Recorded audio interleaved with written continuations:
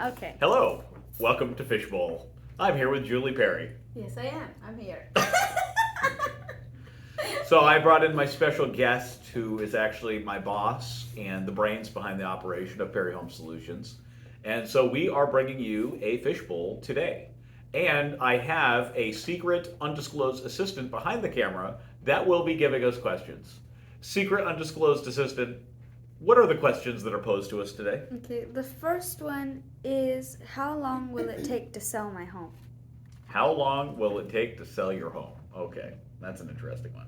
So I guess I'm going to interpret that question as asking us how long will it take to sell your home in this interesting market that we've been in over the last period of time. And the market is gyrating. We experienced this thing after COVID where the market just went absolutely insane and houses had been selling extremely quickly with multiple offers. And then you were starting to see a shift in the other direction where houses are selling a little bit differently. A normal period of time to sell a house might be usually between say 2 weeks and maybe 45 to 60 days depending on the house. But I think if I'm a seller and I'm trying to timeline my plans, when you say 2 weeks, that doesn't mean I'm out of my house in 2 weeks. No. I just want to clarify that. So the process, like let's say I meet with you today, Brian.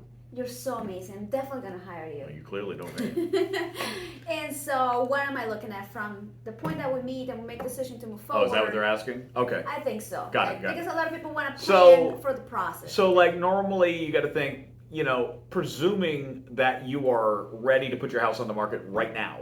And oftentimes that's not the case. Oftentimes it takes you a week or 2 weeks, 3 weeks to prepare the house and get whatever your fares are in order or what have you. And then after we go on the market, then there's a marketing time before we actually attract a buyer with an offer that we find acceptable. And, that might be a couple weeks. And then from the point that we accept an offer, then that is generally somewhere in that like 35 to 45 day range. I think is pretty common. I mean, if it's cash, it could be a little quicker, but oftentimes people have to move and everything. Plus, you're dealing with homeowners associations. Sometimes there's an application process, and that takes anywhere from 3 to 4 weeks, very commonly. Yeah, I mean, usually if there's a financing involved in an HOA, it's not usually much sooner than 30 days.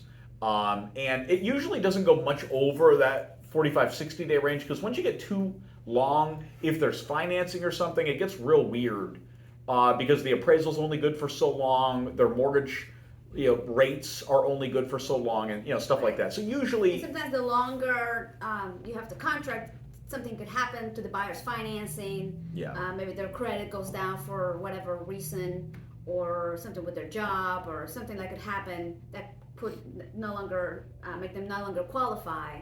So that's another reason why you don't want to put a contract too long, because there's more things that could happen in between. That's right. That could prevent the successful sale. Yeah, we just negotiated one. They were asking for like 60 days. But, we weren't really super comfortable with that because we want to make sure everything was solid. So we actually chopped it down to like 40 or 45 days and we got that worked out. So, yeah, and it was mostly just because of that. It wasn't that we couldn't have waited 60. It's that, so many more things could happen if it takes longer. So, Right. anyway, usually in So that a range. couple of weeks for marketing time. Then you agreed to an offer, assuming that you're priced correctly and everything's the market is not doing something funky. Yeah. And then from there, probably about 40, 45 days, your average contract to close and move out. Yep, that's about right. Very good. Good question. Okay, next question. Hostess. What is a simultaneous closing? Oh my goodness. We might have to separate another hour video out for this one. Would you like to take this away, Julie? So simultaneous closing usually means when you are the seller and also a buyer, which is a lot of times the case. Sometimes you have another property, you're moving out of the country, out of the state, and so there's a different thing.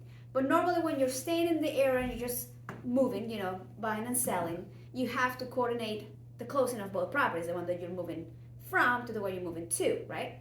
And so that's what we call a simultaneous closing, because you're closing on your sale at the same time that you're closing on your purchase. And so there's a lot of, a transaction has a lot of moving parts, the inspections, the appraisals, the HOA application, the financing, and all that stuff. When you are also, that's when you're on the seller side. When you also are the buyer, then you have all of those Now, on your side of the transaction, because you're now on the purchase side. Right. So all of those components. So that is, in simple terms, simultaneous closing is when you're doing both. You're both the seller and the buyer, and you're trying to match all of those multiple steps to culminate on the same date Right.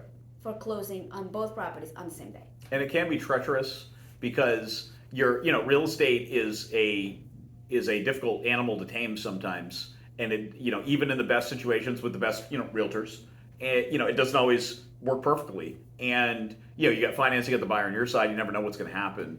And so sometimes you could be in a pickle with regard to when your home's going to close, when the new home is there. And we do have some ways, we're not magicians, but we do have some pretty good tactics and strategies to help mitigate that for our clients that we use all the time.